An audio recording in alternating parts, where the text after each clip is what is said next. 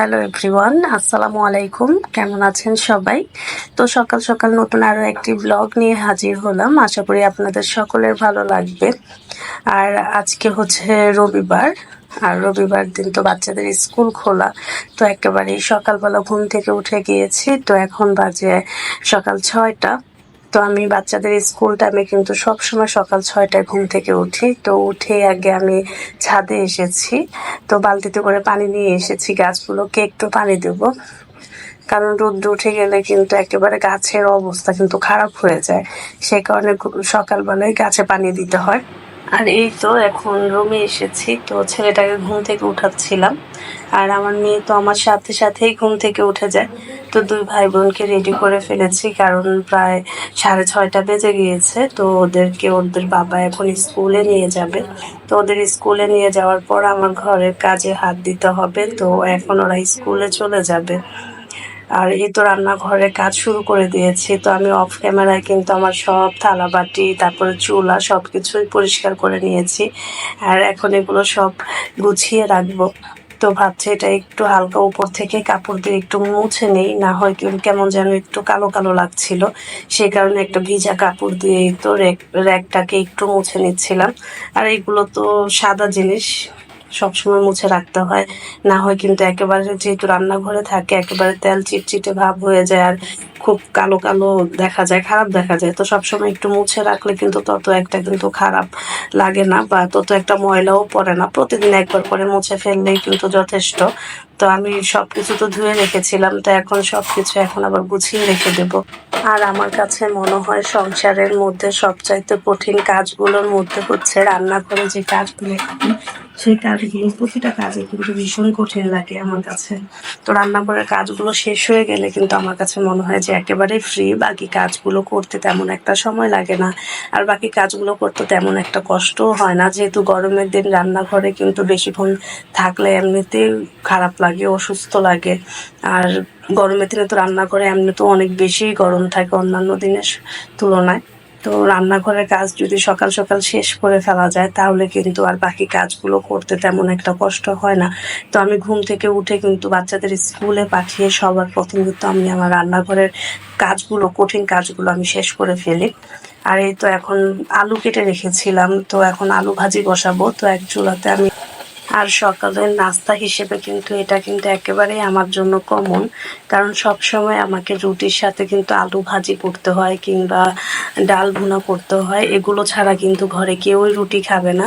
তো জানসাবরিনের বাবা তো যেদিন বলি যে চা দিয়ে খাও, সেদিন তো সে আর রুটিই খাবে না। সেই কারণে তার জন্য হলেও আমাকে এই কাজগুলো করতে হয়, যেহেতু বেচারা দোকানে চলে যাবে। নাস্তা না করে গেলে কিন্তু নিজের কাছেও খারাপ লাগে।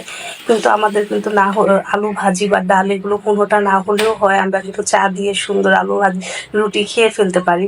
কিন্তু ওর বাবা মোটেও খায় না, সেই কারণে এই কষ্টটা ওর বাবার জন্যই করতে হয়। তো এই তো আমি অন্য চুলার ভাজিটা বসিয়ে দিয়েছি, আর এখন এই তো আটার জন্য পানিও দিয়ে দিয়েছি।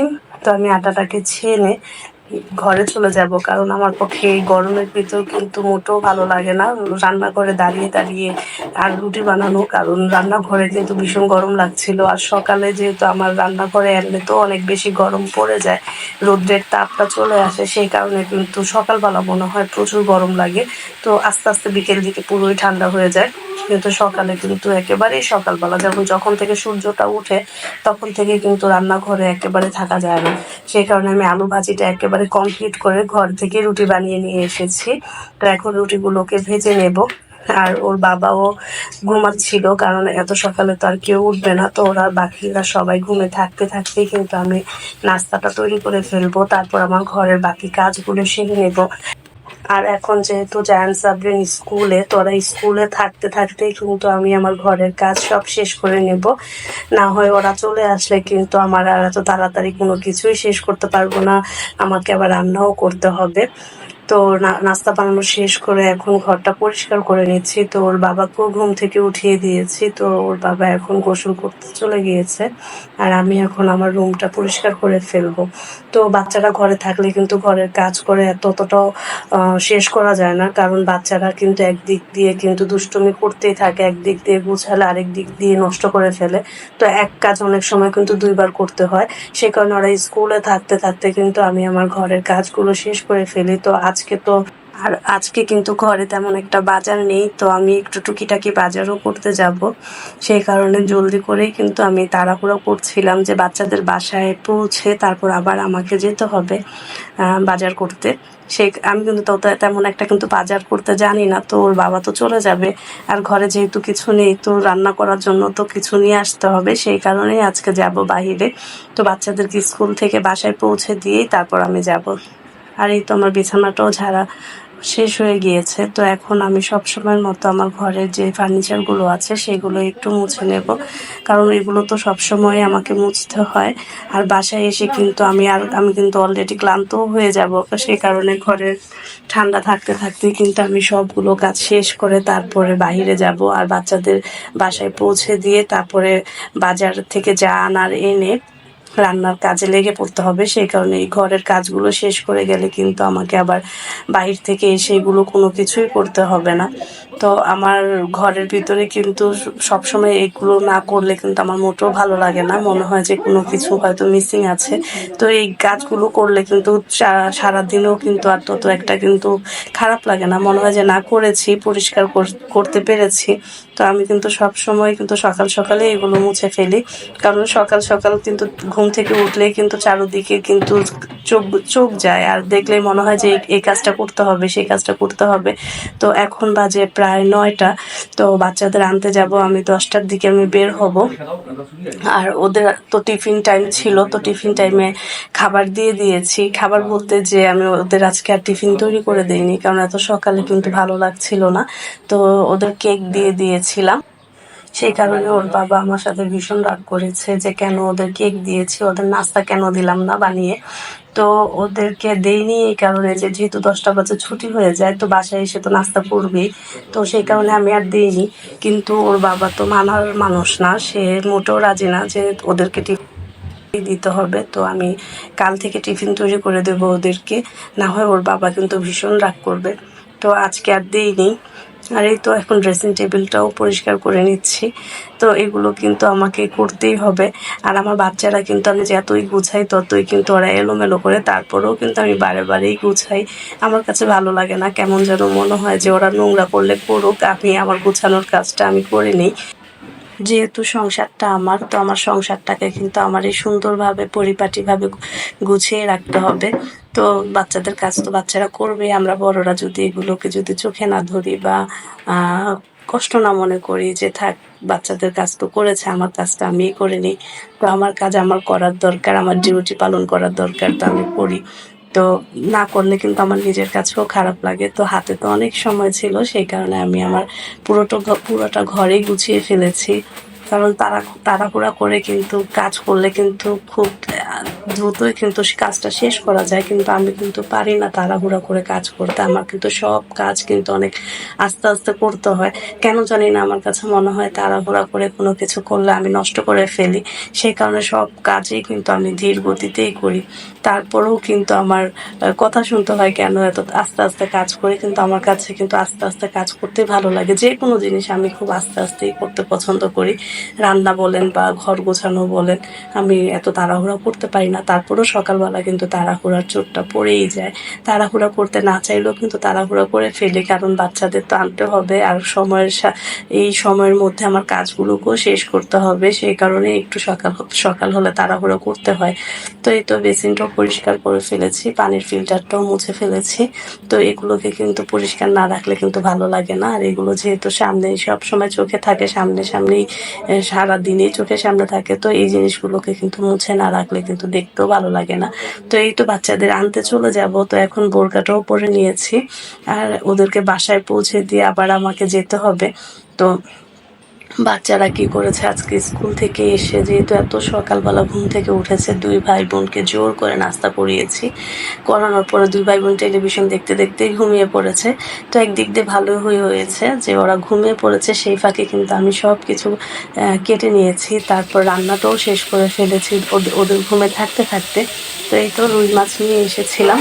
তো মাছ টাছ কোনো কিছুই কিন্তু আমি কিনতে পারি না, তারপরও আজকে কিনে নিয়ে এসেছি। তো ওর বাবার হাতে সময় ছিল না, সেই কারণে সে আমাকে বলেছে তুমি নিয়ে এসো। তো আমি নিয়ে এসেছি, তো রুই মাছ নিয়ে এসেছি। তো রুই মাছের সাথে আজকে দেখি কাঁচকলা দিয়ে রান্না করব। আর রুই মাছের মধ্যে একটু ছোট একটা ডিম হয়েছিল, তো সেই ডিমটা আমি ভাজি করব।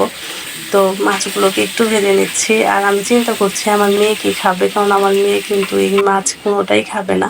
তারপরও ওর জন্য কিন্তু আমি রুই মাছের ডিমটা ভাজি করব, দেখি খায় কিনা। আর এই তো কাঁচকলা কেটে রেখেছিলাম। আর কাঁচকলা কিন্তু আমরা সবসময় কাটার সময় কি করি, একটু হলুদ, কাটা শেষ হয়ে গেলে একটু হলুদ দিয়ে মেখে রাখি, যাতে কাঁচকলার যে কষটা থাকে সেটাতে কিন্তু কাঁচকলা রান্না করার পর কালো কালো দেখা যায়। তো একটু হলুদ দিয়ে কিন্তু মেখে রেখে দিলে কিন্তু আর কাঁচকলাটা কালো দেখা যাবে না, একেবারে সুন্দর কালার থাকবে কাঁচকলার।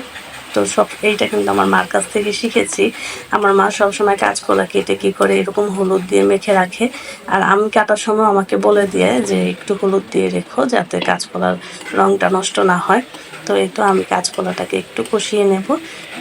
আর আজকে কিন্তু আমি সারা রাত একটু ঘুমাই নাই, কারণ কেন জানি না আজকে একটু ঘুম আসেনি। আমি সারা রাত মনে হয় দু চোখের পাতা একই করতে পারিনি, একেবারে পুরো চেয়েছিলাম, এমন একটা অবস্থা, চেয়ে থাকা অবস্থায় কিন্তু আবার সকালে ঘুম থেকে উঠে পড়েছি।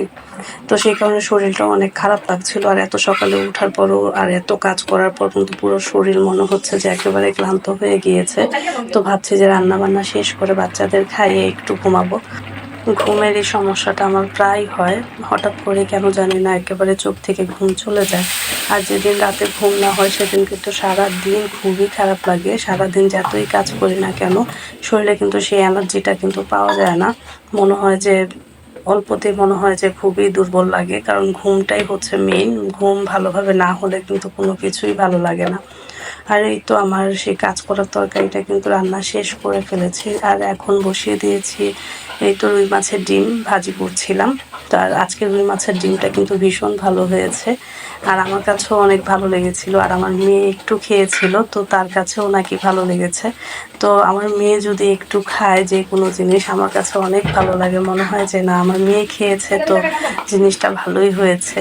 তো ও কেন জানি না এতবারে খাবারে এতই অরুচি হয়ে গিয়েছে, কোনো কিছুই খেতে চায় না। একটু নতুন নতুন কোনো কিছু যদি আমি ট্রাই করি তারপরও ও খেতে চায় না, একেবারে ওর মুখে এতই অরুচি। আর এই তো আমার ডিম ভাজিটাও হয়ে গিয়েছে। তো আজকে দুপুরের রান্না কমপ্লিট করে ফেলেছি। আর আজকে এতটাই তাড়াতাড়ি হয়ে গিয়েছে কারণ বাচ্চারা ঘুমাচ্ছিল, আর ওদের ঘুমে থাকা অবস্থায় সব কাজ করে ফেলেছি। আজকে তত একটা আমার কাজে ঝামেলা হয় নাই। তো এই তো রান্না করা শেষ, এখন বাচ্চাদের খাওয়াবো। আর আজকের মতো ব্লগটি এখানেই শেষ করছি। দেখা হবে নতুন আরও একটি ব্লগে। ধন্যবাদ সবাইকে, ভালো থাকবেন সবাই, আল্লাহ হাফেজ।